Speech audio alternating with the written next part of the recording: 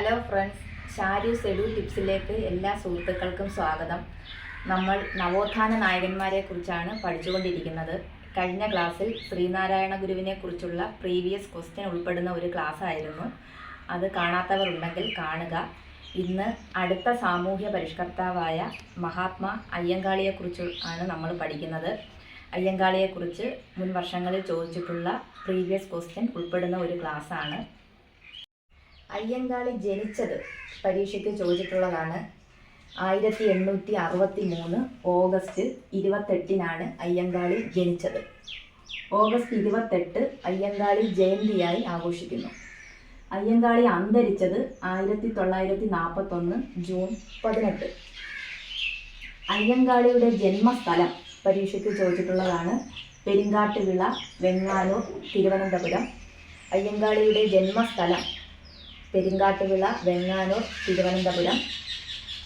അദ്ദേഹത്തിൻ്റെ ജന്മഗൃഹം പ്ലാവത്തറ വീട്. Previous question ആണ്. അയ്യങ്കാളിയുടെ ജന്മഗൃഹം പ്ലാവത്തറ വീട്. ബാല്യകാല നാമം കാളി, അതും പഠിക്കണം. ബാല്യകാല നാമം കാളി. അച്ഛൻ്റെ പേര് അയ്യൻ, അമ്മയുടെ പേര് മാല, ഭാര്യ ചെല്ലമ്മ. അത് ജസ്റ്റ് ഒന്ന് ഓർത്തിരുന്നാൽ മതി. 1863 ഓഗസ്റ്റ് 28 അയ്യങ്കാളി ജനിച്ചത്. ഓഗസ്റ്റ് 28 അയ്യങ്കാളി ജയന്തിയായി ആഘോഷിക്കുന്നു. അദ്ദേഹത്തിൻ്റെ ജന്മസ്ഥലം പെരിങ്ങാട്ടുവിള, വെങ്ങാനൂർ, തിരുവനന്തപുരം. ജന്മഗൃഹം പ്ലാവത്തറ വീട്. ബാല്യകാല നാമം കാളി. ഇത്രയും പ്രീവിയസ് ക്വസ്റ്റ്യൻ ആണ്, പഠിക്കണം. അയ്യങ്കാളിയുടെ വിശേഷണങ്ങൾ ഒരുപാട് വട്ടം പരീക്ഷയ്ക്ക് ചോദിച്ചിട്ടുള്ളതാണ്. അയ്യങ്കാളിയുടെ വിശേഷണങ്ങൾ, അതിൽ ആദ്യത്തേത് ആധുനിക ദളിതരുടെ പിതാവ്. ആധുനിക ദളിതരുടെ പിതാവ് എന്നറിയപ്പെടുന്നത് അയ്യങ്കാളിയാണ്. അധസ്ഥിതരുടെ പടത്തലവൻ. അധസ്ഥിതരുടെ പടത്തലവൻ എന്നറിയപ്പെടുന്നു. ആളിക്കത്തിയ തീപ്പൊരി. ആളിക്കത്തിയ തീപ്പൊരി എന്നറിയപ്പെടുന്ന നവോത്ഥാന നായകനാര്? അയ്യങ്കാളി. യജമാനൻ എന്നറിയപ്പെടുന്നു. നിരക്ഷരനായ സാമൂഹ്യ പരിഷ്കർത്താവ് എന്നറിയപ്പെടുന്നു. പുലയ രാജ. പുലയരുടെ രാജാവ് എന്നറിയപ്പെടുന്നത് അയ്യങ്കാളിയാണ്. ഇങ്ങനെ വിശേഷിപ്പിച്ചത് ഗാന്ധിജിയാണ്. അയ്യങ്കാളിയും ഗാന്ധിജിയും തമ്മിൽ കണ്ടുമുട്ടിയത് 1937 അയ്യങ്കാളിയും ഗാന്ധിജിയും തമ്മിൽ കണ്ടുമുട്ടിയത്. ഇന്ത്യയുടെ മഹാനായ പുത്രൻ എന്ന് അയ്യങ്കാളിയെ വിശേഷിപ്പിച്ചത് ഇന്ദിരാഗാന്ധിയാണ്. ഇന്ത്യയുടെ മഹാനായ പുത്രൻ എന്നറിയപ്പെടുന്നത് അയ്യങ്കാളിയാണ്. ഇന്ത്യയിലെ ആദ്യ കമ്മ്യൂണിസ്റ്റുകാരൻ എന്നറിയപ്പെടുന്നു. ഇന്ത്യയിലെ ആദ്യ കമ്മ്യൂണിസ്റ്റുകാരൻ എന്ന് വിശേഷിപ്പിച്ചത് EK നയനാരാണ്. അധസ്ഥിതരുടെ പടത്തലവൻ എന്നറിയപ്പെടുന്നത് അയ്യങ്കാളിയാണ്. അധസ്ഥിതരുടെ പടത്തലവൻ, ആധുനിക ദളിതരുടെ പിതാവ്, ആളിക്കത്തിയ തീപ്പൊരി, കേരള സ്പാർട്ടക്കസ്, പുലയ രാജ. പുലയരുടെ രാജാവ് എന്നറിയപ്പെടുന്നത് അയ്യങ്കാളിയാണ്. ഇങ്ങനെ വിശേഷിപ്പിച്ചത് ഗാന്ധിജിയാണ്.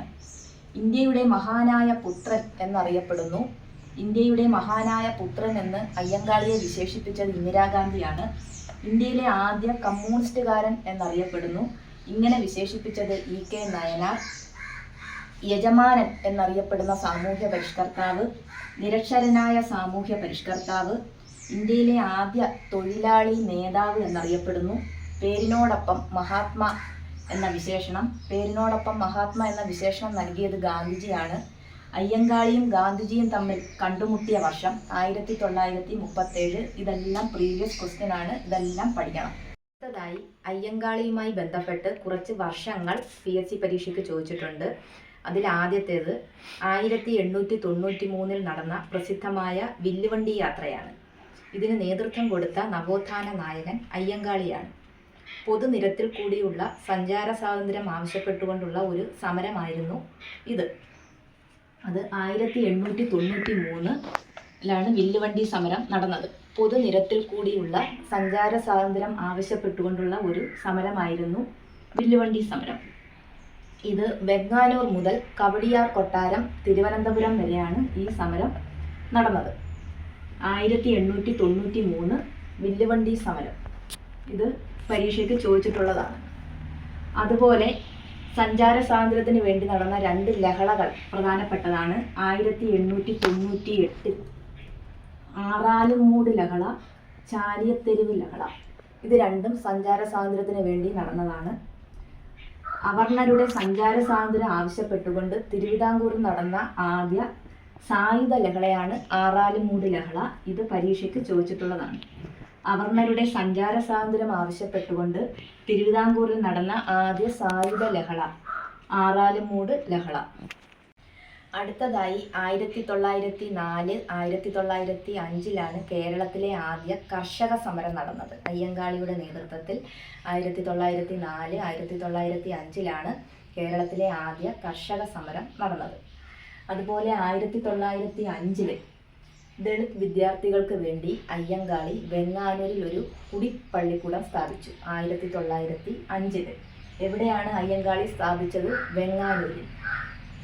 1907 അത് ഇമ്പോർട്ടൻ്റ് ആണ്. 1907 സാധുജന പരിപാലന സംഘം അയ്യങ്കാളി സ്ഥാപിച്ചത്.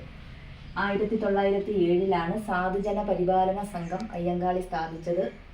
ഇതിൻ്റെ മുഖപത്രമാണ് സാധുജന പരിപാലിനി. 1913 സാധുജന പരിപാലിനി. ഈ സാധുജന പരിപാലന സംഘത്തിന് പ്രചോദനമായ സംഘടന SNDP ആണ്. SNDPയുടെ മാതൃകയിലാണ് ഇത് സ്ഥാപിച്ചത്. ഈ സാധുജന പരിപാലനയുടെ ആദ്യ എഡിറ്റർ ചെമ്പത്തറ കാളിച്ചോതി കറുപ്പനാണ്. സാധുജന പരിപാലനയുടെ ആദ്യ എഡിറ്റർ ചെമ്പത്തറ കാളിച്ചോതി കറുപ്പനാണ്. ഇത് പ്രസിദ്ധീകരിച്ചത് കോട്ടയം ജില്ലയിലെ ചങ്ങനാശ്ശേരിയിലുള്ള സുദർശന പ്രസിലാണ് സാധുജന പരിപാലനി പ്രസിദ്ധീകരിച്ചത്. ഇത് 1938 ഈ സാധുജന പരിപാലനി പുലയ മഹാസഭയായി മാറി. 1938 അത് ചോദിച്ചിട്ടുള്ളതാണ്. 1938 പുലയ മഹാസഭയായി മാറി.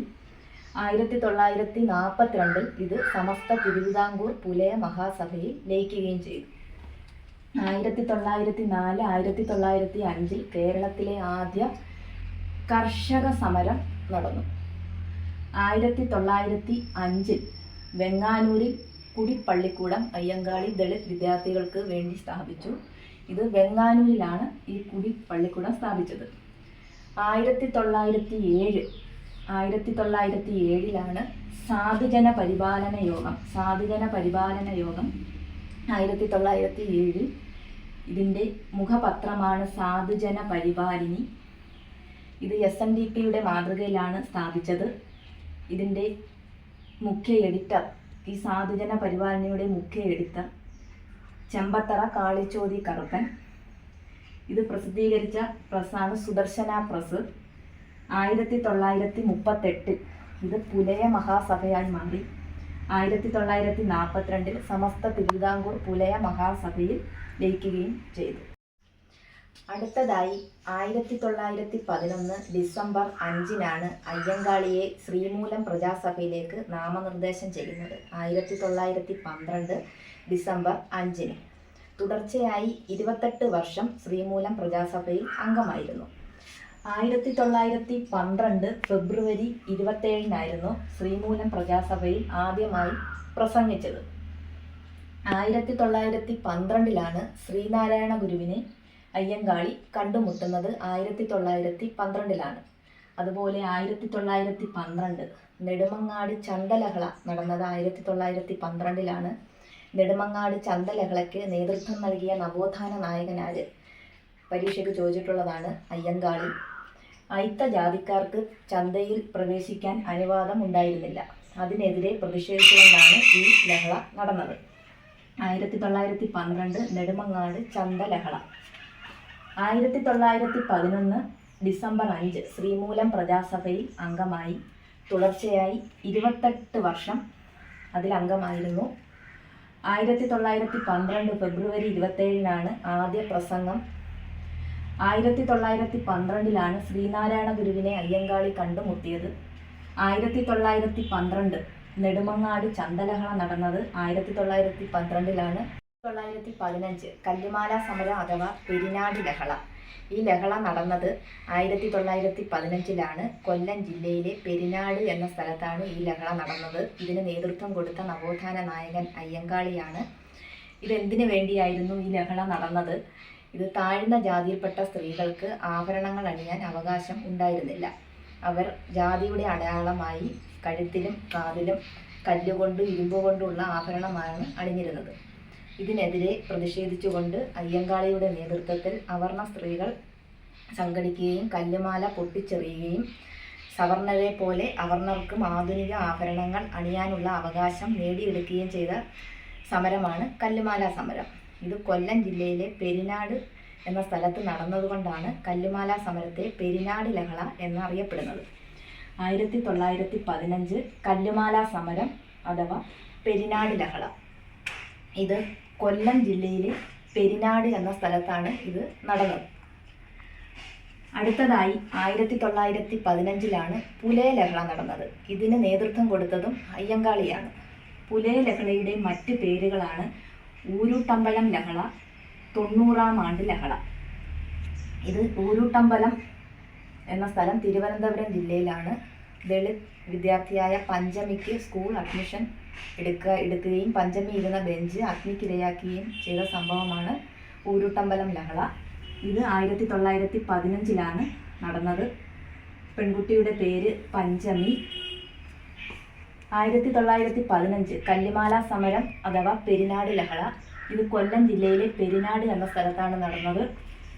1915 പുലയ ലഹള. ഇതിന് നേതൃത്വം കൊടുത്ത നവോത്ഥാന നായകൻ അയ്യങ്കാളി. ഈ പുലയ ലഹളയുടെ മറ്റ് പേരുകളാണ് ഊരൂട്ടമ്പലം ലഹള, 90-ാം ആണ്ട് ലഹള. ഇത് 1990-ാം ആണ്ടിൽ നടന്നതുകൊണ്ടാണ് 90-ാം ആണ്ട് ലഹള എന്നറിയപ്പെടുന്നത്. ഇത് PSC പരീക്ഷയ്ക്ക് ചോദിച്ചിട്ടുള്ള ക്വസ്റ്റ്യനാണ്. അയ്യങ്കാളിയുടെ ശവകുടീരം അറിയപ്പെടുന്നത് ചിത്രകൂടം അഥവാ പാഞ്ചജന്യം എന്നാണ്. ഇത് പരീക്ഷയ്ക്ക് ചോദിച്ചിട്ടുള്ള ക്വസ്റ്റ്യനാണ്. അയ്യങ്കാളിയുടെ ശവകുടീരം അറിയപ്പെടുന്നത് ചിത്രകൂടം അഥവാ പാഞ്ചജന്യം. അയ്യങ്കാളിയുടെ പ്രതിമ അനാച്ഛാദനം ചെയ്തത് ഇന്ദിരാഗാന്ധിയാണ്. 1980 ഇന്ദിരാഗാന്ധിയാണ് അയ്യങ്കാളിയുടെ പ്രതിമ അനാച്ഛാദനം ചെയ്തത് തിരുവനന്തപുരത്ത് വെള്ളയമ്പലത്ത്. ഈ പ്രതിമയുടെ ശില്പി ഇസ്ര ഡേവിഡ്. ഇന്ത്യൻ തപാൽ വകുപ്പ് അയ്യങ്കാളിയോടുള്ള ആദരസൂചകമായി തപാൽ സ്റ്റാമ്പ് പുറത്തിറക്കിയത് 2002 ഓഗസ്റ്റ് 12 അയ്യങ്കാളി നഗര തൊഴിലുറപ്പ് പദ്ധതി ആരംഭിച്ചത് 2010 അയ്യങ്കാളി നഗര തൊഴിലുറപ്പ് പദ്ധതി ആരംഭിച്ചത്. അയ്യങ്കാളിയുടെ പേരിൽ ഒരു ചെയർ ആരംഭിച്ച സർവകലാശാല കേന്ദ്ര സർവകലാശാല കാസർഗോഡാണ്. അയ്യങ്കാളി ഭവൻ സ്ഥിതി ചെയ്യുന്നത് തൃശ്ശൂരാണ്. അയ്യങ്കാളി ഭവൻ സ്ഥിതി ചെയ്യുന്നത് തൃശ്ശൂരാണ്. DHP ചെന്താരശ്ശേരി അയ്യങ്കാളിയോടുള്ള ആദരസൂചകമായി എഴുതിയ പുസ്തകമാണ് കേരള ചരിത്രത്തിൻ്റെ ഗതിമാറ്റിയ അയ്യങ്കാളി. അയ്യങ്കാളിയുടെ ശവകുടീരം പ്രീവിയസ് ക്വസ്റ്റ്യനാണ്. പാഞ്ചജന്യം അഥവാ ചിത്രകൂടം എന്നറിയപ്പെടുന്നു അയ്യങ്കാളിയുടെ ശവകുടീരം. അയ്യങ്കാളിയുടെ പ്രതിമ അനാച്ഛാദനം ചെയ്തത് 1980 ഇന്ദിരാഗാന്ധിയാണ് അനാച്ഛാദനം ചെയ്തത്. തിരുവനന്തപുരം വെള്ളയമ്പലത്താണ് അനാച്ഛാദനം ചെയ്തത്. ഈ പ്രതിമയുടെ ശില്പിയാണ് ഇസ്ര ഡേവിഡ്. ഇന്ത്യൻ തപാൽ വകുപ്പ് അയ്യങ്കാളിയോടുള്ള ആദരസൂചകമായി സ്റ്റാമ്പ് പുറത്തിറക്കിയ വർഷം പ്രീവിയസ് ക്വസ്റ്റ്യനാണ്. 2002 ഓഗസ്റ്റ് 12. അയ്യങ്കാളി നഗര തൊഴിലുറപ്പ് പദ്ധതി ആരംഭിച്ചത് 2010. അയ്യങ്കാളിയുടെ പേരിൽ ഒരു ചെയർ ആരംഭിച്ച സർവകലാശാല കേന്ദ്ര സർവകലാശാല കാസർഗോഡ്. അയ്യങ്കാളി ഭവൻ സ്ഥിതി ചെയ്യുന്നത് തൃശ്ശൂരാണ്. DHP ചെന്താരശ്ശേരി അയ്യങ്കാളിയോടുള്ള ആദരസൂചകമായി എഴുതിയ പുസ്തകമാണ് കേരള ചരിത്രത്തിൻ്റെ ഗതിമാറ്റിയ അയ്യങ്കാളി. ക്ലാസ് ഇഷ്ടപ്പെട്ടെന്ന് കരുതുന്നു. Thank you.